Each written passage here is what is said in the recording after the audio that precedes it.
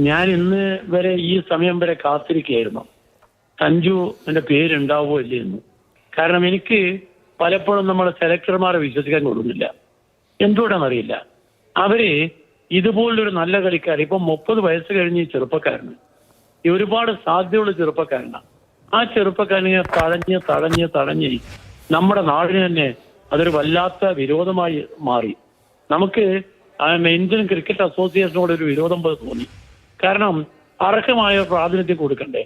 ഒരു കളിക്കാരൻ എങ്ങനെയാണ് നമ്മൾ വളർത്തിയെടുക്കുക? അതിന് പറ്റിയ രീതിയിലുള്ള ഒരു കളിക്കാരനായി ഇദ്ദേഹം. ഇപ്പൊ നിങ്ങൾ കണ്ടോ, IPL ഞാൻ മിക്ക കളിയും കണ്ട്. മെനഞ്ഞാന്ന് കളിച്ച കളി നിങ്ങൾ കണ്ടല്ലോ. ആ കളി ജയിപ്പിച്ച സഞ്ജു ഓരോ ഓവറിൽ 20 റണ്ണെടുത്തപ്പോ അങ്ങ് പറത്തുകയായിരുന്നു. സഞ്ജു ഓരോ റണ്ണെടുക്കുമ്പോൾ നമ്മൾ അറിയാതെ മനസ്സ് ആഘോഷിക്കുകയായിരുന്നു. അങ്ങനെയുള്ളൊരു കളിക്കാരൻ നമ്മുടെ നാടിന്റെ, കേരളത്തിന്റെ അഭിമാനം. നമ്മുടെ നാടിന് മാത്രമല്ല, ലോക ക്രിക്കറ്റിലെ തന്നെ പ്രമുഖര് പലരും അദ്ദേഹത്തിന്റെ പ്രത്യേകതകളെ കുറിച്ച് പറഞ്ഞിട്ടുണ്ട്. പക്ഷെ അതൊന്നും നമ്മൾ നോക്കണ്ട. പക്ഷേ ഇന്ത്യൻ ക്രിക്കറ്റിൽ സഞ്ജു വളരെ അത്യാവശ്യമായിരുന്നു. സെലക്ടർമാർ പലപ്പോഴും പറയാറ് സ്ഥിരമായൊരു കളിയില്ലെന്നാണ്.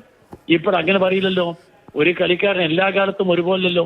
അനുഭവത്തിൽ നിന്ന് പാഠം പഠിക്കും. എന്റെ അഭിപ്രായത്തിൽ സഞ്ജു അനുഭവത്തിൽ നിന്ന് പാഠം പഠിച്ചതാണ്. ഞാൻ ക്രിക്കറ്റിനെ പ്രണയിക്കാൻ തുടങ്ങിയതന്നെ സച്ചിൻ തെണ്ടുൽക്കറുടെ കളി കണ്ടിട്ടാ.